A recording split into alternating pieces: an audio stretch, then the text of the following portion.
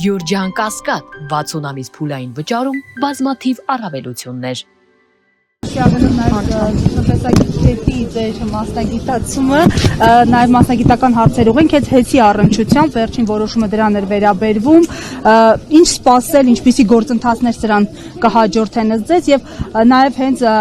մեր պետության միջազգային վարկանիշի տեսանկյունից, որովհետեւ այս հարցի վրա շատ է շեշտը դրվում, որ սա նաև ներդրումների վրա ազդեցություն կունենա։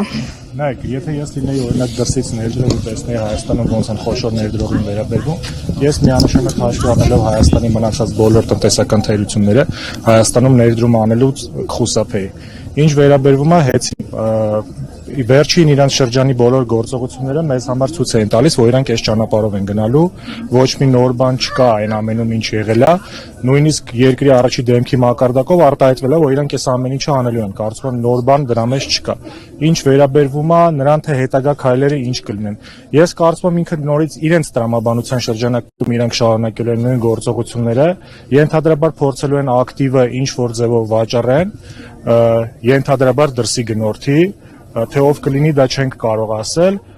հաջորդ հարցը իրենց համար երևի արդեն որոշելու են թե ինչ գնով պետք է վաճառեն, ինչ պետք է անեն, սա արդեն հարցի մնացած կողմն է, որը մենք հիմա չենք կարող կանխատեսել իրենք այտենց բառացի ինչ կանեն, բայց կարծում եմ այդ ճանապարհով են գնալու, փորձելու են ակտիվը վաճառեն արդեն երրորդ գնորդի։ Պարոն Փորձյան, ամեն դեպքում վստահեցնում են իշխանությունները, որ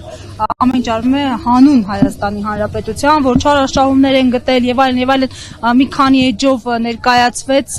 հանրային ծառայությունների կարգավորող հանձնաժողովը ներկայացրեց զեկույցը եւ այլն, այս առնչությամբ ինչ դիտարկումներ ունեք։ Դե ընդհանրապես հայրենասիրությամբ շատ հանցագործություններ են քողարկվել, այսինքն մարդկության պատմության համար դա նոր բան չի, որ ինչ որ մի երկրում ինչ որ մի իշխանավոր ինչ որ բան է անում, դա քողարկելով հայրենասիրությամբ, իմ համար դա ոչ մի հայրենասիրության հետ կապ չունի, սովորական իրանք առօրյա իրենց ընդդիմախոսին փորձում են զրկել իրեն ունեցվածքից, որովհետև իրենց հետ անհամաձայնություն է արտահայտել։ Հասկանալի է, շնորհակալություն։